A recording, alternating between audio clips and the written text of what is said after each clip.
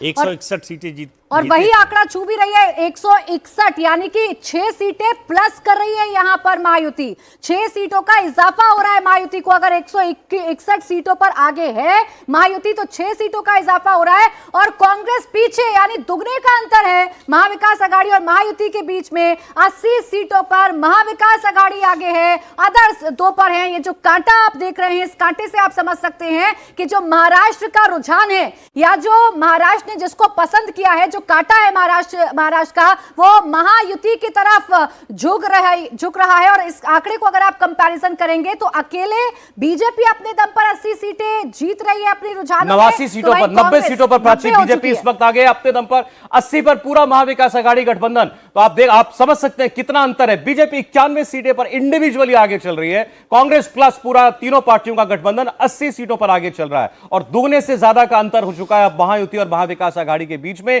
164, पिछली बार से 8 सीटें ज्यादा अभी तक के ट्रेंड्स में महायुति आगे चल रही है। बीजेपी 100 के पार निश्चित तौर पर जाती हुई दिखाई दे रही है। उसको अपना 2019 का 105 का आंकड़ा बीट करना अगर उसका लक्ष्य है तो वो इस वक्त बहुत विद इन रीच दिखाई दे रहा है। 105 के पार बीजेपी जा सकती है, क्योंकि देखिए आप जो मुंबई और विदर्भ की जो सीटें हैं वो 100 से ज़्यादा सीटें होती है और अगर कोकण रीजन और विदर्भ की सीटें मिलाई जाए, जो जहाँ पर लीड लेता है वो जाहिर सी बात है सरकार बनाता है। 2014 में हमने यही देखा कि बीजेपी को वहाँ पर बीजेपी एनडीए को 30 सीटें मिली थी, पिछली बार 29 सीटें मिली थी। अब इस बार देखिए 25 सीटें वो आगे चल रहे हैं और वहाँ पर लगता है कि उद्धव ठाकरे और कांग्रेस की ओर एक दूसरे को ट्रांसफर नहीं हो पा रहे।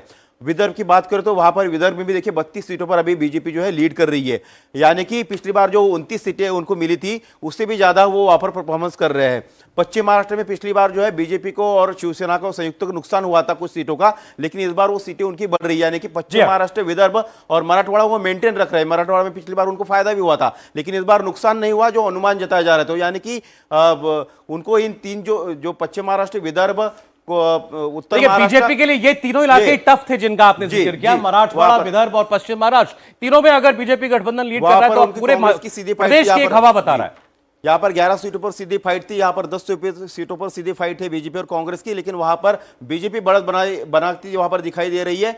और पश्चिम महाराष्ट्र में खासतौर पर टैक्टिकल अलायंस काम आ रहा है वहां पर, क्योंकि अजित पवार को पुणे की जो सीटें हैं 21 सीटें वहां पर अजित पवार अच्छा परफॉर्मेंस करते नजर आ रहे हैं। अगर हम कोल्हापुर रीजन की बात करें तो वहां एकनाथ शिंदे भी अच्छा परफॉर्मेंस कर रहे हैं और सांगली सातारा में बीजेपी अच्छा परफॉर्मेंस कर रही है। मुंबई की बात करें तो मुंबई में सिटी में बीजेपी काफी अच्छे परफॉर्मेंस कर रहे हैं। वहां सिर्फ देखिए महाराष्ट्र की तो इतनी चर्चा कर ली, जहां क्लीन स्वीप है महाराष्ट्र में महायुति का, तो वहीं झारखंड में हमें कांटे की टक्कर देखने को मिल रही है। कांटे की टक्कर एनडीए और इंडिया गठबंधन के बीच में देखने को मिल रही है।